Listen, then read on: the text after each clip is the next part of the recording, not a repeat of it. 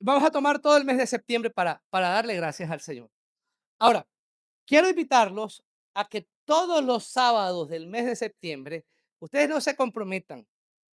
Estamos invitados a celebrar juntos todos los sábados y por supuesto los domingos del mes de septiembre, pero específicamente los sábados con programas especiales que nos van a ayudar a juntos darle gracias a Dios por estos 24 años. El primer sábado de septiembre están todos invitados a poder compartir aquí un tiempo de acción de gracia familiar. Las familias le vamos a dar gracias a Dios por estos 24 años. Y para ellos vamos a estar compartiendo una serie de devocionales que cada familia va a hacer en su casa con su grupo familiar. Y si hay uno por ahí que usted ve que está medio suelto, lo jala para allá y lo incluye en su grupo familiar.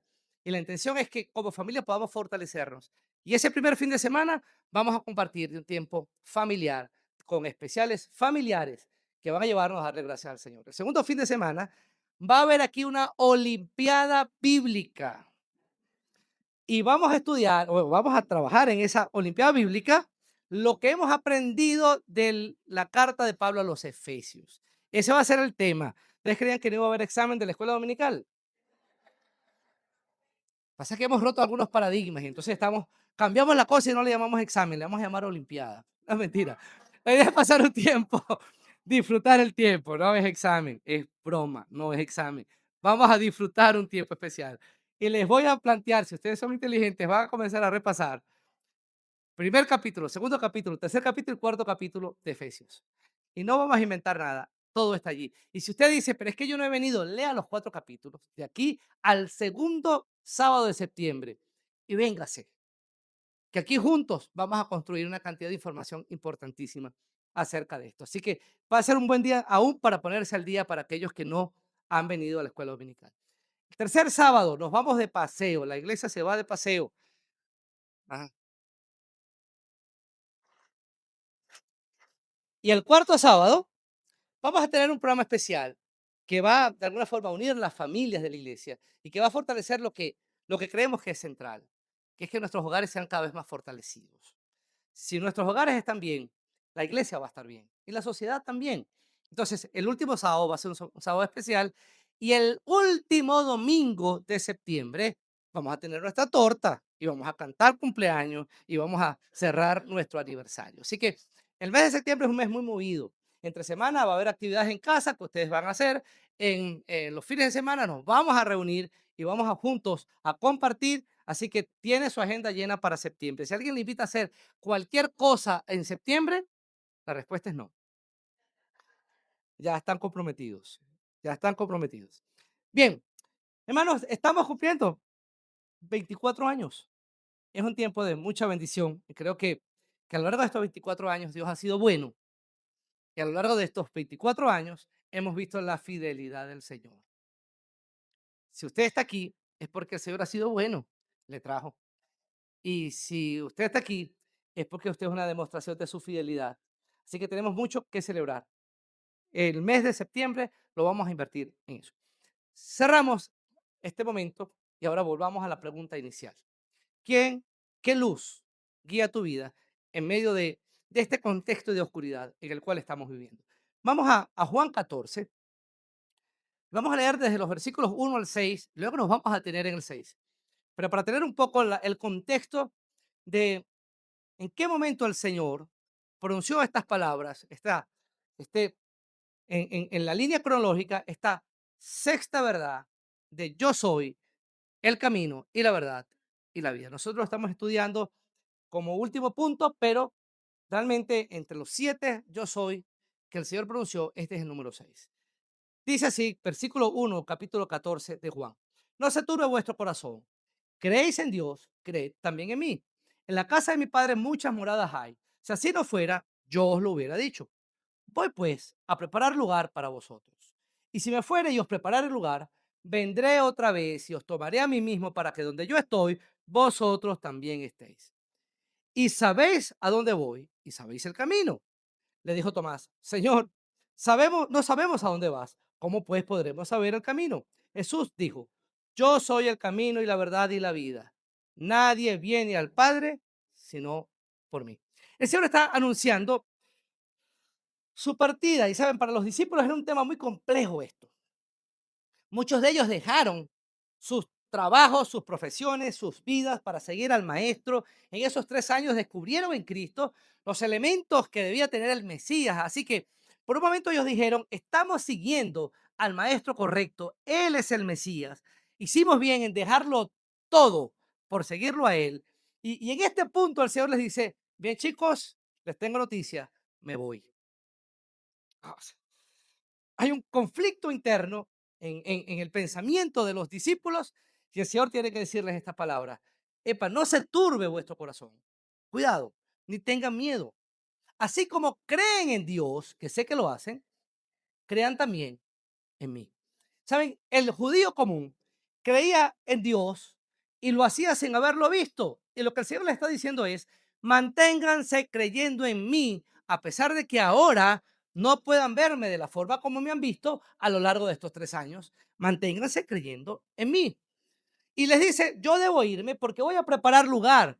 Y se refiere a ese lugar como la casa de mi padre. La semana pasada estudiábamos en hebreo que esa casa de mi padre se refería al cielo. ¿Saben? El Señor va a preparar lugar para que podamos estar en esa eternidad futura, presentes siempre delante de Él, para que donde yo estoy, ustedes también estén. Me voy a preparar lugar. Y si me voy a preparar lugar, ¿saben lo que quiere decir? Es que pronto vendré otra vez y los llevaré conmigo para que donde yo estoy, ustedes también estén. Así que vivan como quien sabe a dónde voy, vivan como quien sabe el camino. Y Tomás, que me fascina Tomás, porque no se quedaba con ninguna pregunta. Decía la semana pasada que Tomás es como aquel compañero de clase que siempre hace la pregunta de la cual todo el mundo se burla, ¿no? Ah, qué tonto. Pero todos esperamos la respuesta porque también tenemos la misma duda, pero no nos atrevemos a preguntar. ¿Sabes? Tomás es aquel hombre que se para, Señor, no sabemos a dónde vas. Estamos aquí todos complicados y turbados y tristes porque dices que te vas, pero no sabemos a dónde vas. ¿Cómo vamos a saber el camino? Y el Señor con tanto amor le da una respuesta a Tomás tan clave que sigue siendo muy útil para nosotros hoy. ¿Saben? Si yo hubiera sido el Señor, le hubiera respondido, Tomás, no me estás prestando atención. Tienes un problema, Tomás. Acabo de decir que voy a la casa de mi padre. ¿Qué parte de eso no entendiste? Pero el Señor con amor no le respondió eso. Simplemente le dijo, Tomás, yo soy el camino, yo soy la verdad y yo soy la vida. Nadie viene al Padre, sino por mí. Esa frase es tan tremenda. La semana pasada decíamos que si Cristo no es tu camino, el cielo no es tu destino. No hay otro camino. El camino es Cristo. Pero ahora, de la misma forma que el Señor se presenta como el camino, yo soy el camino, vemos allí que la forma como está construida la idea no es tal vez la manera usual como nosotros en castellano pudiéramos decirlo. Saben, para nosotros la coma es suficiente para separar ideas o para separar frases. Pudiéramos decir, correcto fuera que el Señor hubiera respondido, yo soy el camino, coma, la verdad y la vida, y dejamos ahí para el final. Pero la forma como está construida la idea es esta.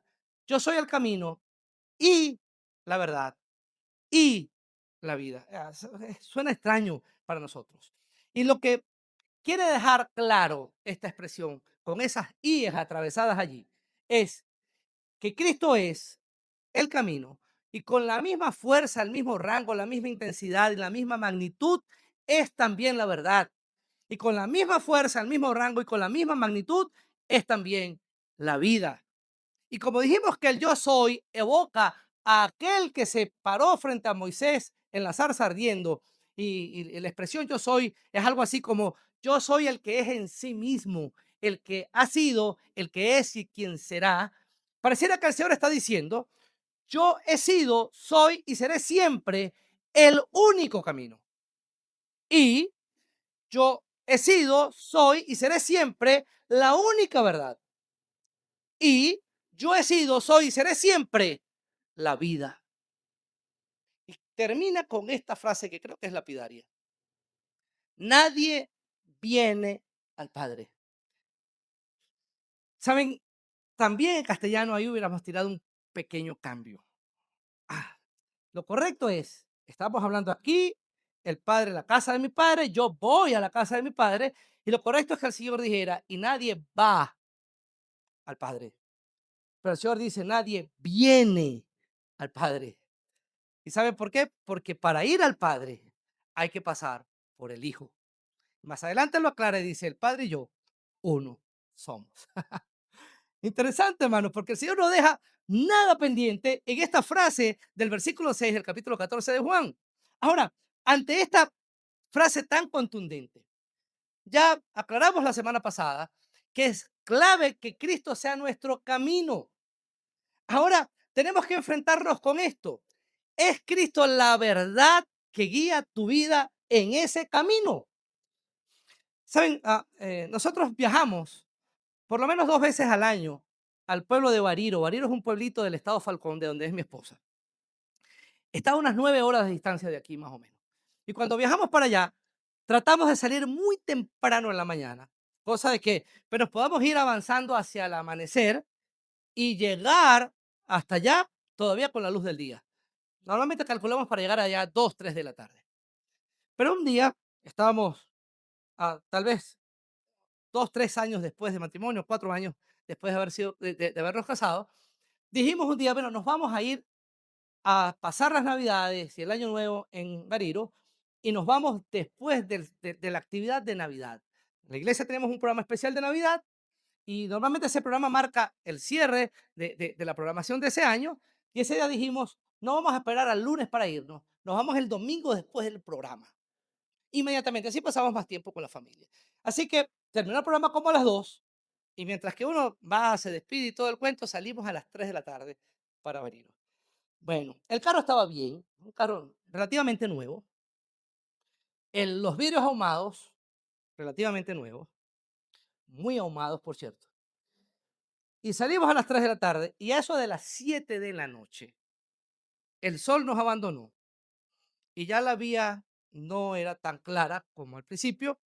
Y pues llegamos con mucha dificultad a la ciudad de Coro porque ya casi no se lograban ver las líneas que marcaban la vía, pero de vez en cuando nos conseguíamos con uno de esos famosos ojos de gato. ¿Han escuchado ver los ojos de gato? Esos son que alumbran ahí en la noche. Y las líneas a veces se miraban y con la luz del carro era suficiente. Y llegamos a la ciudad de Coro como a eso de las 9 de la noche, con ciertas dificultades, pero íbamos bien. Cuando vamos a pasar de Coro, ahora sí, hasta Bariro, hay 3 horas de distancia, de las cuales 2 horas son en una autopista, la famosa Falcón Zulia. Es una vía, es una autopista de 2 vías solamente, los que van y los que vienen, punto. Y ahí arrancamos con eso de las 9. Y a las 9 de la noche nos dimos cuenta de un detalle. Ese tramo, por lo menos, de la Falcón Zulia, no tiene rayado. Todos los gatos tenían los ojos cerrados, porque no conseguimos un ojo de gato por ninguna parte. No había luz de postes, de esas luces, no. Hasta la luna nos abandonó, nada. Y los vidrios ahumados. Y comenzamos a manejar y las luces del carro no eran suficientes. Hermano, por un momento no éramos capaces de ver por dónde estaba la vía. Todo era oscuro. No sabíamos cuáles eran los límites que definía la vía. Un punto en el que tuvimos que pegarnos a un camión que iba adelante y las luces rojas del camión, las traseras, pues nos guiaron por un trecho hasta que el camión se nos perdió. Yo creo que pues ese recorrido que es de 2 horas aproximadamente, tardamos como unas 3 horas y media, 4 horas para poder hacerlo. Finalmente, pues logramos llegar ya a ese último tramo, ya es un tramo más tranquilo, porque no es interestatal, y pudimos llegar tranquilamente a la casa. Pero ¿con qué dificultad? Porque no había ninguna señal que pudiera guiarnos durante el camino. Miren, cuando las luces que señalan el camino no son suficientes para iluminar la oscuridad que hay en el entorno, entonces el riesgo de volcarnos y ser víctimas de un accidente es terriblemente alto. Y de la misma forma aplica en nuestra vida. Cuando la luz que alumbra nuestra vida no está brillando lo suficientemente como para disipar las tinieblas que hay a nuestro alrededor, entonces estamos en un terrible peligro de tener un accidente y perderlo todo. Por eso es que en una sociedad tan oscura como la que estamos viviendo en la actualidad, necesitamos tener una luz suficiente que guíe nuestro camino en medio de tanta oscuridad. Si usted no se ha dado cuenta que está viviendo en una sociedad oscura, pues tenemos un serio problema. La manera de pensar del siglo en el cual estamos es terriblemente oscuro. Todo patrón de luz, todo patrón de verdad, todo patrón de realidad se ha ido perdiendo y se va desvaneciendo. Y ustedes y yo estamos creciendo, nuestros hijos se están levantando en una sociedad que ha perdido todo patrón, toda línea que le pueda guiar en medio de la oscuridad. Si no tenemos una luz que brille suficientemente como para disipar esa oscuridad, estamos en riesgo de tener un accidente. Pudiéramos personalizar eso un poco más. Si la luz de Cristo no está brillando en tu vida suficientemente como para que puedas suplir lo que necesitas en medio de esta sociedad oscura, entonces estás corriendo un terrible riesgo. La semana pasada decíamos, si Cristo no es tu camino, el cielo no es tu destino. Hoy pudiéramos decir, ante la idea de yo soy la verdad, si Cristo no es quien dirige tu vida, el cielo no es una posibilidad real para ti. Permítame voltear eso un poco y decirlo ahora en sentido positivo. Si Cristo dirige tu vida, entonces el cielo es tu destino. Si Cristo es tu camino, el cielo es tu destino. Y si Cristo guía tu vida, entonces el cielo es tu destino. Y estamos estudiando aquellas cualidades que distinguen a los que tienen el cielo como destino. Semana pasada, hablando del camino, decíamos, los que tienen el cielo como destino se distinguen porque siguen los pasos de Cristo. Hoy debemos decir, cuando nos enfrentamos a la verdad, que la cualidad que distingue a los que tienen el reino de los cielos como destino es que conocen profundamente a Cristo. Yo soy la verdad. Cuando el Señor se presenta como la verdad, de alguna forma nos está diciendo, tú necesitas conocerme personal y profundamente, porque soy la verdad. Soy la verdad. Y cuando hablamos de un conocimiento profundo, no nos referimos a un conocimiento superficial, ni tampoco religioso, ni tampoco cultural, sino un conocimiento personal y profundo. Muchos de nosotros conocemos culturalmente a Cristo. Estamos en una sociedad que se denomina, digamos, culturalmente cristiana. Es decir, todos tenemos, aunque sea una idea vaga, de lo que es Cristo o de quién es Cristo. Pero saben, cuando el Señor se presenta como la verdad, está exigiendo de nosotros algo mucho más complejo. No es el conocimiento cultural que tengas de Cristo. Se espera de ti y de mí un conocimiento mucho más profundo. No es el conocimiento religioso que puedas tener de Cristo. Alguno podrá levantarse y decir, es que yo tengo toda la vida en el Evangelio. Yo voy a la iglesia desde que soy un niño. Soy el hijo de un pastor, soy el hijo de yo no sé qué, y soy la cuarta generación de líderes de iglesias, y eso estaría genial. Pero cuando el Señor se presenta como la verdad, está hablando de una relación personal entre él y tú que no da lugar a un conocimiento religioso, no da lugar a un conocimiento cultural, no da lugar a superficialidades. Él está exigiendo un conocimiento personal y profundo. Ahora, en ese versículo 6, cuando el Señor dice, yo soy la verdad, nos está diciendo, soy la única verdad que puede llevarlos a la casa de mi Padre. ¿Se acuerdan? Voy a la casa de mi Padre, voy a preparar morada para que donde yo estoy, ustedes también estén. ¿Y cuál es el camino que no sabemos, Señor? Le dice Tomás. Bueno, yo soy el camino y soy la verdad. El camino te lleva al Padre y la verdad te guía en el recorrido de ese camino hasta la casa del Padre. Entonces la pregunta que cabe es, ¿cuál es la verdad que te está guiando hacia la casa del Padre? Si esa verdad no es Cristo, pudiéramos estar en serios problemas. ¿Saben? Para aclarar simplemente, cuando el Señor se presenta como la verdad, Él es la personificación de la verdad. Si vamos al capítulo 1 de Juan, Juan comienza su evangelio diciéndonos, y aquel verbo se hizo carne. La palabra verbo allí, logos, es la palabra palabra. Y de alguna forma, el Señor está diciendo, Juan está diciéndonos, la palabra de Dios, que es verdad, porque Dios en esencia es verdad, se hizo carne en la persona de Cristo. Y por eso el Señor se para hoy y dice, yo soy la verdad. Así que cuando hablamos de que Él es la verdad, esa verdad está vinculada no solo a su persona, sino también a sus palabras. Bien, entendiendo esto así, quiero que hoy veamos dos aspectos que son claves en la afirmación de yo soy la verdad. Vamos a ver primero su importancia y después sus implicaciones. Vamos con su importancia. Cuando Cristo se presenta a sí mismo como la verdad, Él está afirmando, en primer lugar, que Él es la verdad absoluta. Ay, y aquí entramos en un tema complejo. ¿Saben? Porque estamos en una sociedad terriblemente relativa. No queremos absolutos. No queremos que nadie se levante y nos diga, esto es así y punto. Es una sociedad que exhibe una rebeldía tremenda. Queremos romper con todos los patrones. Y el perder patrones absolutos nos ha llevado a relativizarlo todo. Es decir, a pararnos y decir, lo que para ti es bueno no tiene por qué ser bueno para mí. Lo que para mí es bueno no tiene por qué ser bueno para ti.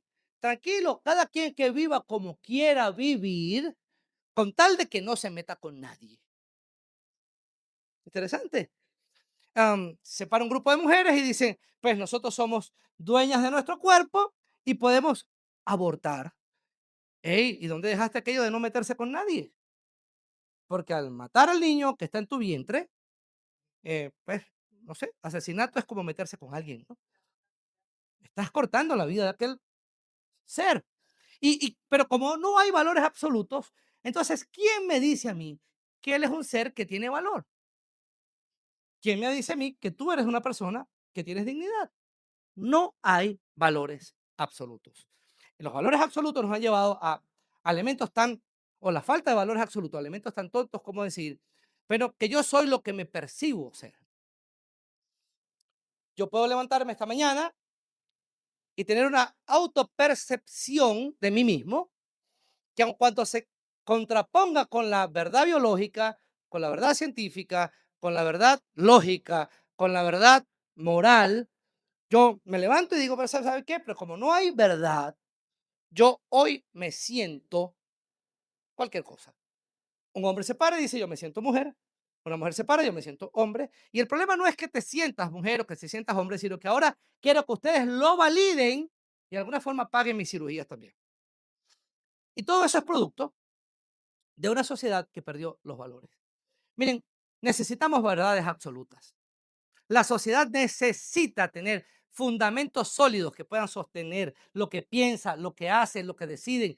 De algún punto tenemos que tomarnos. Y cuando alguien se levanta en la mañana y se atreve a decirles a cualquiera de ustedes aquí, saben, no hay verdades absolutas, ya él se está contradiciendo.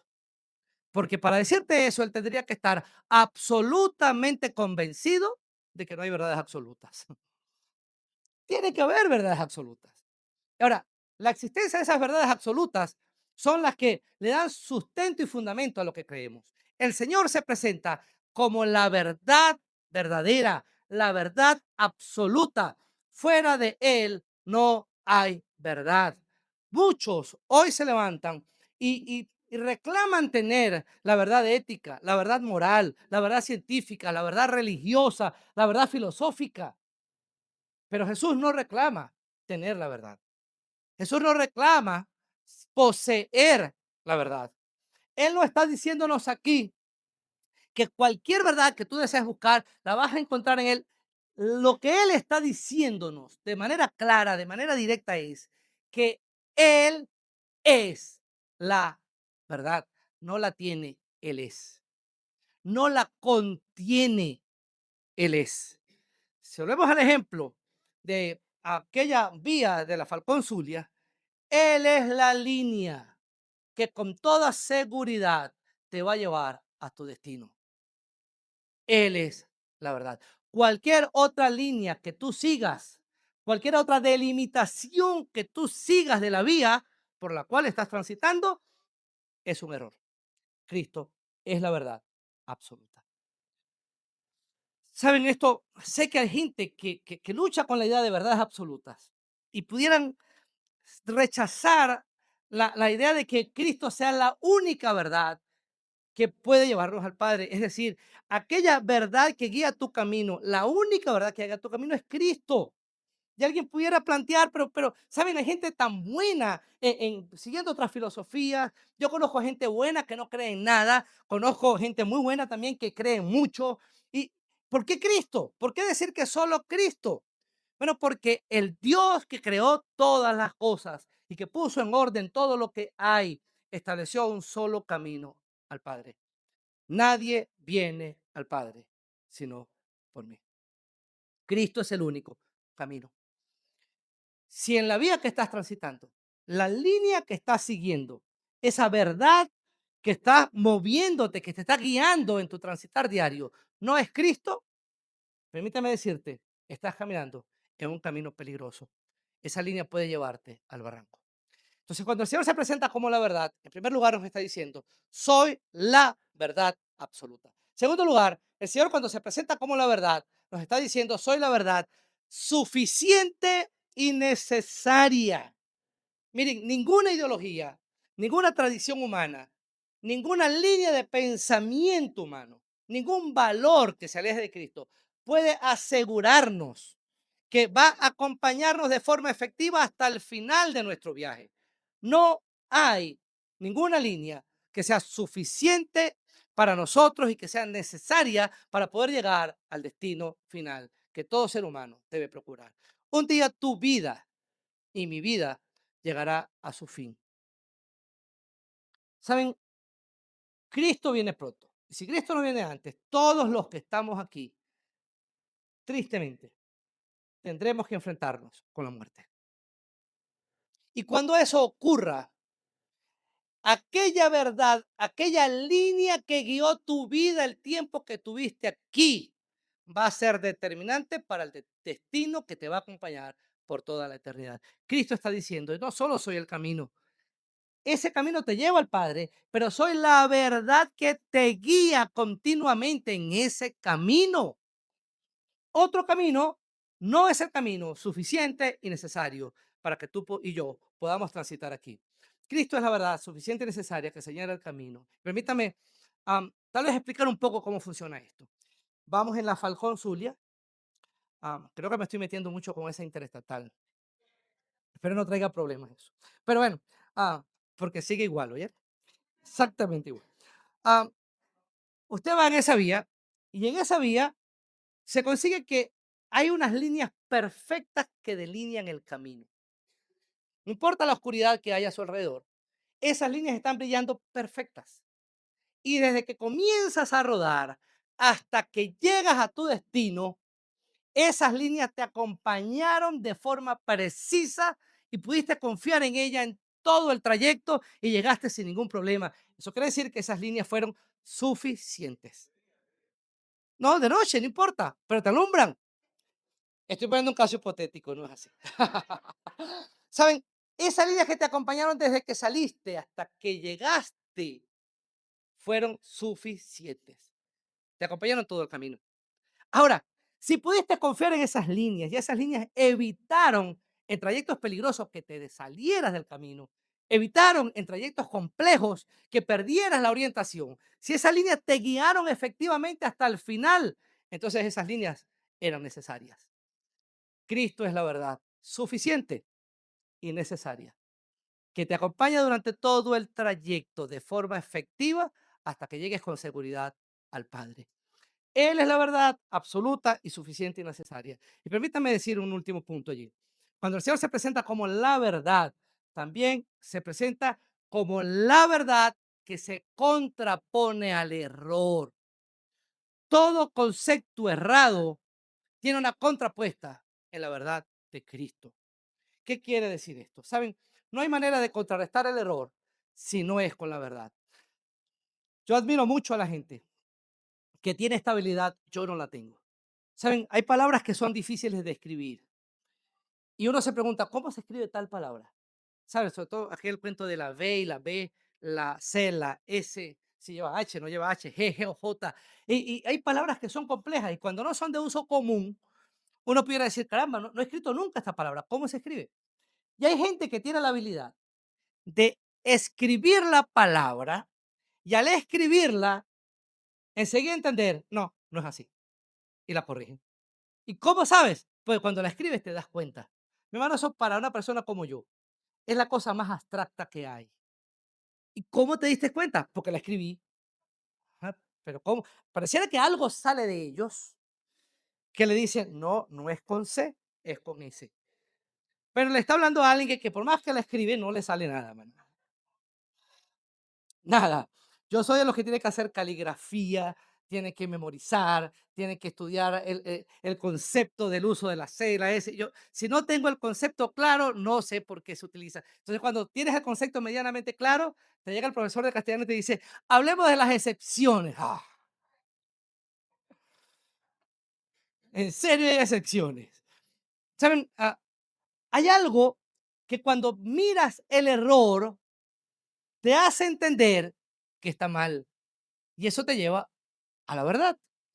Yo escribí la palabra y cuando la escribo y la veo, entiendo el error y la corrijo. ¿Saben? Cuando yo estoy ante el error, necesito la verdad que se contraponga al error para poder tomar correctivos. ¿Cómo puedo saber que voy por el camino equivocado si no estoy parado frente o conozco de alguna manera el camino correcto? ¿Cómo puedo saber lo que está mal en mí ahora si no estoy parado frente a frente con la verdad de la persona que debo ser? ¿Saben? Cuando yo me paro frente al espejo, el espejo me da una imagen real de lo que está bien y no está bien en mí. Ahí estás. ¿Saben? Te ves en el espejo y dices, caramba, tengo una mancha que quisiera no tenerla, pero el espejo te va a decir, hijo, pero la tienes. Y no me voy a meter con cosas más delicadas, ¿no? Pero aquellas mujeres que se miran al espejo y "Ey, esa arruga no estaba aquí esta mañana". Y el espejo te va a decir, bueno, no sé si ayer, pero hoy está. ¿No será un error en el espejo? Pues no, sabes, yo solamente reproduzco la imagen. Y cuando te paras frente a la verdad, hay algo que simplemente te dice, no está funcionando y tienes que corregirlo. Cristo es la verdad que se contrapone al error. Ahora, todo error en nuestra vida con el que la sociedad, las ideas, la crianza, el ambiente en el que crecimos fue inoculando en nuestra mente, tiene su contraparte, tiene su contraposición en la verdad de Cristo. Él es la verdad que puede tratar con nuestros errores. Y eso es interesante. ¿Saben? En el Antiguo Testamento el sumo sacerdote hacía sacrificios. Una vez al año hacía el sacrificio de expiación. Mataba al cordero, las vísceras y el cerebro las llevaba al altar de bronce que estaba en el atrio, en el patio del templo, y allí quemaba las vísceras y el cerebro del cordero hasta que se consumían por completo. Luego tomaba la sangre de aquel cordero y tenía que pasar al lugar santísimo y derramar esa sangre en un pequeño espacio que había allí en el arca del pacto llamado propiciatorio. En ese pequeño espacio, la presencia del Señor descendía una vez al año y tomaba aquel sacrificio. Si era válido, había perdón para el pueblo. Ahora, el sumo sacerdote no podía pasar por allí como diríamos aquí en perfecto caraqueño, como Pedro por su casa. Él, antes de pasar con la sangre al lugar santísimo, tenía que pararse frente a una gran fuente llamada lavacro, y ese lavacro era diseñado con bronce pulido, que era el espejo que usaban cotidianamente las mujeres en aquel tiempo. No había el espejo cotidiano nuestro, sino que ellas tenían el bronce, lo pulían y allí podían ver su imagen reflejada. El fondo del lavacro era de bronce pulido y él tenía que mirarse allí. Y si algo estaba sucio, había restos de sangre del animal, del pelo del animal o cualquier mancha que hubiera en su vestidura, él tenía que tomar el agua del lavacro y lavarse. ¿Saben? El lavacro era un tipo de la palabra de Dios. Y dijimos que cuando Cristo se presenta como la verdad, Él está hablando, yo soy la personificación de la palabra de Dios. Cuando el lavacro le permitía al sumo sacerdote mirarse, le servía como espejo y le permitía lavarse, le limpiaba de su impureza. ¿Saben? Cuando llegamos a la palabra de Dios, Tú y yo podemos mirarnos en ella y ver nuestras imperfecciones. Y a diferencia del espejo, ¿saben? El espejo te dice, tienes una mancha, pero no te la quita. La palabra del Señor es la fuente de agua inagotable que puede limpiar tu vida de toda mancha. Hermano, qué maravilloso, porque cuando el Señor se presenta como la verdad, Él nos está diciendo, saben, yo soy esa fuente que no solamente te dice las cosas que no están funcionando bien en ti, lo que no debes tener y tienes, lo que está manchando tu vida, no solamente te dice dónde está la mancha, sino que la palabra de Dios, su verdad, te da lo que necesitas para poderte limpiar y salir purificado. Ah, qué bueno, hermano, porque la palabra del Señor nos limpia. El salmista decía, ¿con qué limpiará el joven su camino? Con guardar tu palabra. La palabra del Señor nos limpia. Ahora, ya vimos su importancia. Cuando el Señor se para y dice, yo soy la verdad, lo que nos está diciendo es, soy la verdad absoluta, soy la verdad suficiente y necesaria, y soy la verdad que se contrapone a la mentira. Ahora veamos su implicación. ¿Qué pasa con la verdad? Cuando Cristo se presenta como la verdad, Él nos está diciendo que Él es la verdad que da plena libertad al hombre pecador. No hay libertad sin verdad. Todos conocemos y hemos escuchado en alguna oportunidad aquel pasaje en Juan 8, versículos 31 y 32. Tenemos que recurrir a él para desarrollar un poco este punto. Juan 8, 31, 32 dice así. Jesús dijo entonces a los judíos que habían creído en él. Escuchen esto, estoy seguro que cuando leamos lo siguiente, ustedes van a decir, ah, claro que lo he oído. Si vosotros permaneciereis en mis palabras, seréis verdaderamente mis discípulos y conoceréis la verdad, y la verdad os hará libres. O sea, tendemos a memorizar la última parte. Creo que ya casi como un dicho popular, se dice la última parte. Y para algunos más profundos, casi que a nivel de mantra, repetimos la última parte. La verdad os hará libre. Y si un papá quiere aleccionar a su hijo y decirle, hijo, no es bueno decir mentira, dime la verdad. Mira que la Biblia dice que la verdad os hará libres. ¿Saben? Nos estamos quedando solo con un pedacito de la idea. Y ciertamente, cuando el Señor se presenta como la verdad, se presenta como esa verdad que tiene todo lo necesario para dar libertad al hombre pecador. Hay libertad plena en la verdad de Cristo. Bueno, y aquí tenemos que confrontarnos con esto. ¿Saben cuál es el problema más grave que tiene el ser humano? Pudiéramos aquí enumerar una cantidad de cosas. Alguien podrá pararse y decir, bueno, ah, el tema emocional ha ido tomando cada vez más fuerza y después de la pandemia se habla del problema de salud emocional, de salud mental como una nueva pandemia. Sí, pero ese no es el problema más grave que tiene el ser humano. El problema más grave para aquellos que son un poco más ah, complejos, pudieran decir, es que el ser humano en esencia es egoísta. Sí, es cierto, el ser humano en esencia es egoísta. Pero ese no es el problema más serio que tiene el ser humano. La Biblia afirma que el problema más serio que tiene el ser humano es el pecado. Y cuando el Señor, aquí en Juan 8, que acabamos de leer, habla de que la verdad os hará libres, está directamente pensando en la esclavitud que todos los que estamos aquí sentados tenemos al pecado. Aquellos que habían creído en Él, más adelante les dice, ¿cómo hablas de ser libres? Nosotros no somos esclavos de nadie, somos descendientes de Abraham. ¿Y saben lo que le responde el Señor? Todo el que practica el pecado, esclavo es del pecado. Que Cristo sea la verdad, para ti y para mí es determinante, porque no vas a experimentar en tu vida libertad del pecado si no abrazas la verdad de Cristo.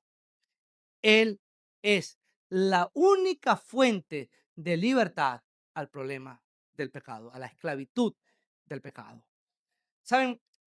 Juan nos aclara un poco el ambiente y en Juan 8:31 nos dice, dijo Jesús a los judíos que habían creído en él. Permítame detenerme aquí un solo minuto. Esos judíos que habían creído en él no eran cualquiera. Muchos de ellos eran líderes religiosos, conocían la ley, conocían las escrituras. Eran gente que tenía años manejándose en un círculo religioso. Pero esa convicción que generaron aquí no fue suficiente para su salvación. Y me da esto pie para poder decir esto. Saben, algunos de nosotros pudiéramos sentirnos satisfechos con el concepto de Cristo que tenemos hasta ahora. Y al igual que aquellos, pudiéramos pararnos y decir, saben, yo creo en Cristo, yo creo en sus palabras. Estos que creyeron en Jesús aquí, Juan da luz y nos hace entender que le daban crédito a sus palabras. Cuando escucharon a Jesús hablar, dijeron, wow, este hombre cuando habla, habla con sabiduría. Y alguno aquí pudiera pararse y decir, yo cuando escucho hablar de Cristo, me detengo porque las cosas que tienen que ver con Cristo son interesantes. Hay sabiduría en eso. ¿Saben? Los que creyeron aquí veían en Cristo elementos reales del Mesías que los judíos esperaban.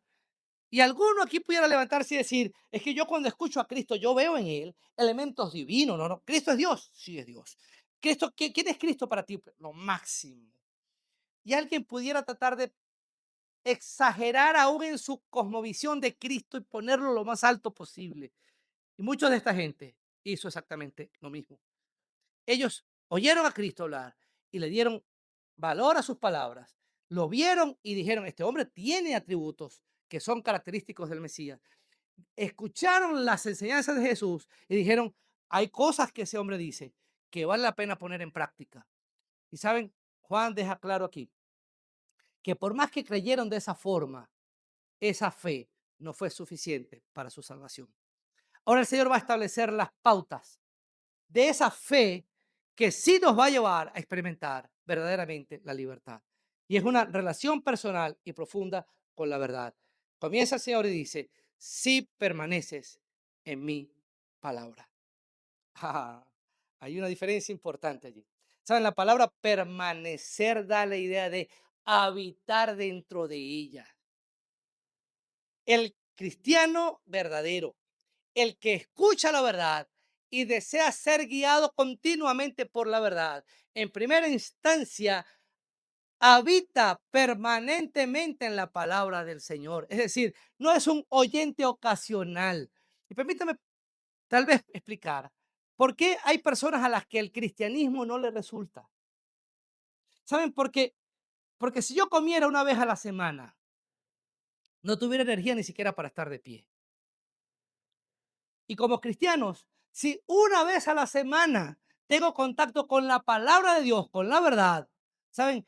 La luz de la verdad alumbrando en mi vida de esa forma no será suficiente para contrarrestar las tinieblas en las cuales estamos viviendo.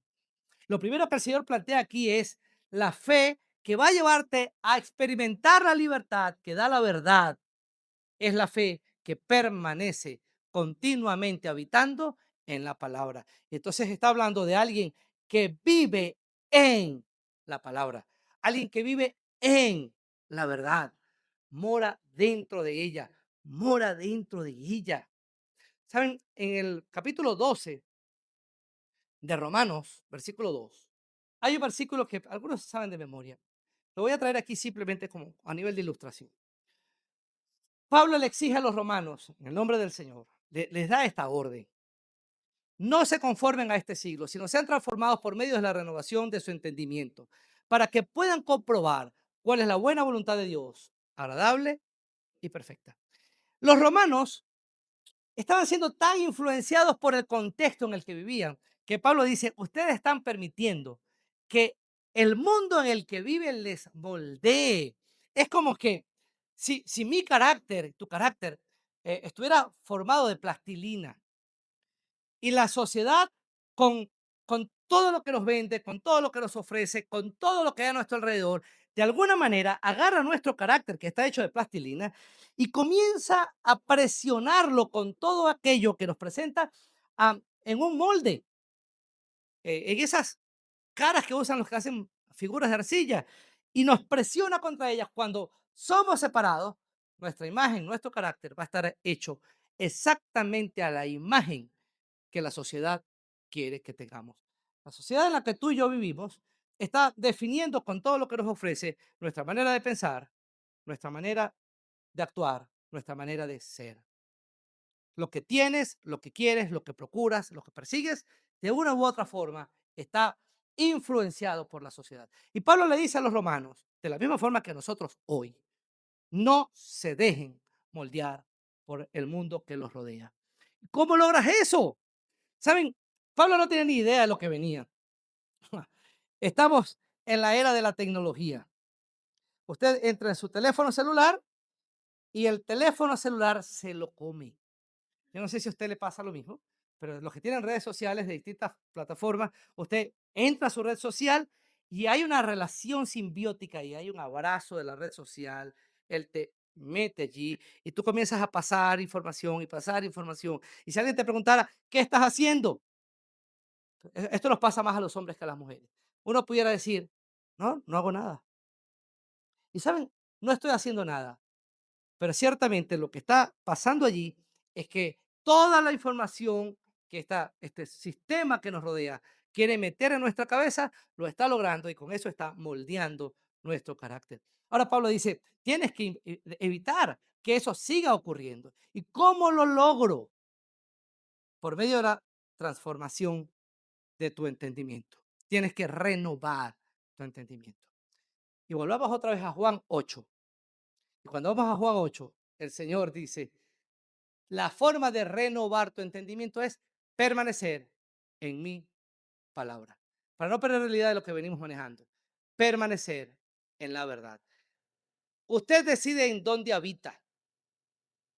Tú habitas en lo que el mundo está planteándote para moldearte o habitas en la verdad de la palabra de Dios para permitir que ella te moldee a la imagen de Cristo. Tú decides dónde habitas. El llamado del Señor aquí es, habita en mi palabra. Si permaneces en mi palabra, si permaneces en la verdad. Y saben, la idea de habitar es tan interesante porque es como estar metido en la casa cuando está cayendo un palo de agua. ¿Les ha pasado alguna vez? Que llegaron a su casa en la rayita. Para los que lo están viendo en otras partes, aquí le decimos palo de agua a una lluvia torrencial. Un palo de agua. ¿Saben? Entras a tu casa y se desprende aquel aguacero y tú en tu casa estás seguro. Afuera puede estar pasando lo que sea. Tú en tu casa estás seguro. Y la Biblia dice, permanece en mi palabra, porque en mi verdad estás seguro. Pero mira lo que está pasando alrededor. Tranquilo, en mi palabra estás seguro. Pero mira lo que se está enseñando en el mundo. Y esto, en mi palabra estás seguro. Y esto es sensiblemente importante para aquellos que tenemos hijos pequeños. Qué bueno es que nuestros hijos puedan crecer en un lugar donde estén seguros, donde estén seguros. Saben, el Señor le dice a los que habían creído en Él, si permanecen en mis palabras, punto 2, serán verdaderamente mis discípulos. El que permanece en su palabra vive en ella. Ahora, el que se comporta como un verdadero discípulo vive según ella. ¿Ven? Si permaneces en mis palabras, vives en ellas. Si serás verdaderamente mi discípulo, vives según ella. Un discípulo de Cristo es aquel que vive según la palabra. Obediencia, obediencia. En la gran comisión, no sé si la logran recordar, el Señor nos manda a ir y a ser discípulos de todas las naciones, bautizándolos en el nombre del Padre, del Hijo y del Espíritu Santo, y enseñándoles a obedecer todas las cosas que yo les he enseñado. Es decir, un verdadero discípulo de Cristo es alguien que continuamente está aprendiendo a obedecer todas las cosas que el Señor nos ha enseñado. Es decir, saben, necesitamos no solo habitar en la verdad, sino obedecer la verdad. Cuando el Señor se presenta como la verdad, nos dice, esa verdad tiene poder para hacerte libre. Si permaneces en ella, vives en ella. Si eres mi discípulo, vives según ella. Y en tercer lugar, si no solo vives en ella, vives según ella, sino vives por ella. Y la verdad, y conocerás la verdad. Si permaneces en mi palabra, serás verdaderamente mi discípulo y conocerás la verdad. La palabra conocer en la Biblia es un término interesante porque habla de un conocimiento profundo. Profundo. Es una manera de ilustrar las relaciones íntimas en un matrimonio. Puedo citarle como referencia, por ejemplo, en el Génesis, cuando habla y conoció a Adán a su mujer Eva, y Eva dio a luz a Abel. Ahí lo que está utilizando la palabra conocer para referirse a una relación íntima. Y saben, la palabra conocer, ciertamente, que se utiliza aquí, da la idea de una relación íntima, profunda. Conocerás la verdad. ¿Cuál verdad? Cristo. Cristo, su palabra, sus enseñanzas, lo que Él nos ha dejado a nosotros. Y en la medida que conoces la verdad de Cristo en su palabra, en sus enseñanzas, habitas en ellas, las obedeces, vas teniendo una relación cada vez más íntima con su palabra. Hermanos, ¿cuál es el problema por el cual para algunos cristianos parece que el cristianismo no es suficiente? Se crean simplemente o se quedan simplemente en la primera idea. Hemos creído en Él. ¿Y qué crees de Cristo? Un gran hombre. ¿Y qué piensas? Lo que dice, mira, vale la pena. ¿Sabes? Yo me paro en la mañana y oro. Y yo le digo, Dios, ayúdame hoy. Y se quedan allí. Y eso no puede existir una relación con Dios más superficial que esa. Hay cristianos que ciertamente hacen lo de Daniel. Oran 3 veces al día. Pues se acostumbraron a orar cada vez que comen. Señor, gracias por esta comida, desayuno. Gracias por esta comida, almuerzo. Y gracias por esta comida, cena. Si algún día comienzan con ayuno intermitente, orarán dos. Pero saben, la verdad es que no tenemos una relación profunda con el Señor. Y lo que el Señor dice es, conocerás, tendrás una relación íntima con la verdad. Si nos volvemos al Génesis, en el concepto inicial de esa relación íntima entre un hombre y una mujer, en Génesis 2:25 se describe de esta forma: Adán, Eva estaban juntos allí y al verse, dice Génesis 2:25, que estaban los dos desnudos y no se avergonzaban. ¿Saben? Lo que el Señor pareciera estar diciéndonos es, ante la verdad de la palabra de Dios, se espera que tú y yo podamos estar con nuestra alma totalmente desnuda, con nuestra mente desnuda, con todo nuestro ser desnudo, para que ella pueda hacer en nosotros lo que necesita hacer. Y es cuando llegas con esa actitud ante la palabra de Dios, que Hebreos 4:12 tiene sentido. Ahora miren esto. Véanlo desde esta perspectiva, Hebreos 4:12. Porque la palabra de Dios es viva y eficaz y más cortante que toda espada de dos filos. Y penetra hasta partir el alma y el espíritu y las coyunturas y los tuétanos y discierne los pensamientos y las intenciones del corazón. Pero hace este efecto ¿en quién? En quien la conoce profundamente y se llega delante de ella sin nada que le cubra. Versículo 13 de Hebreos 4 dice, delante de la palabra del Señor, todas las cosas están desnudas. ¿Saben? La palabra de Dios, la verdad, es viva y eficaz. La intención allí pudiera compararse con esa pastilla que es buenísima para el dolor de cabeza. Siempre hay una pastilla que es buena para el dolor de cabeza. Y alguien tiene esa pastilla. Y llega y ve a alguien con dolor de cabeza y te dice, mira, yo acabo de comprar esta pastilla. Y esta pastilla es una maravilla para el dolor de cabeza. Te la va a quitar. Supongamos que existiera una pastilla que puede quitar cualquier dolor de cabeza del tipo que sea. Y usted tiene dolor de cabeza y alguien le da esa pastilla milagrosa. Tómala. ¿Saben? Esa pastilla es capaz de quitar el dolor de cabeza. Muy bien, es efectiva, pero no será eficaz a menos que usted se tome la pastilla.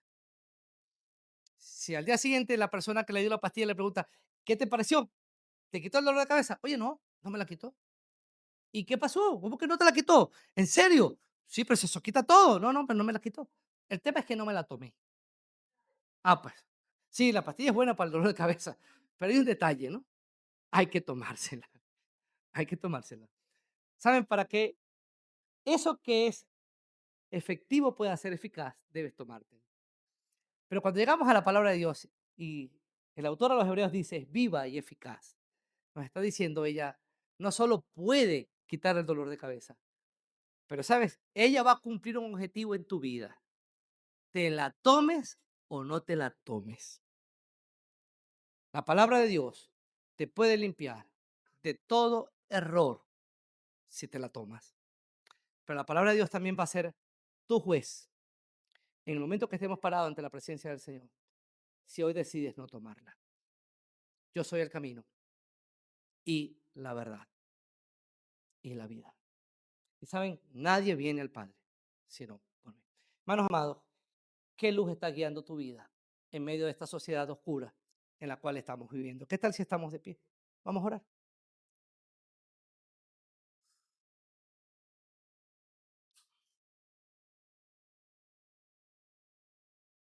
En esta sociedad en la que vivimos, hablar de la verdad es un tema complejo. ¿Por qué no queremos escuchar acerca de verdades absolutas?